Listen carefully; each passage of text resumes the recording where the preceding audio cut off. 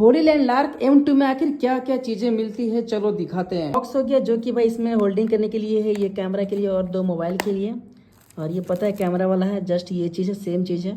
एक ये हो गया कैमरा के लिए, ये दो फ़ोन के लिए और दो ये ट्रांसमीटर जो कि एक टाइप सी है। और एक ये आयुष वर्जन का है जो कि आप देख सकते हो, ये कैमरा में यूज होता है जो कि केबल होता है। ये इसका कुछ इस तरह क्लिप है जो लगा सकते हो, जो कि अगर आपको चाहिए, अगर आप क्लिप में यूज़ करना चाहते हो कपड़े में तो कर सकते हो। और ये है भाई दो टांगने वाला, और ये देता है होलीलैंड एक वाटर प्रूफ बैग।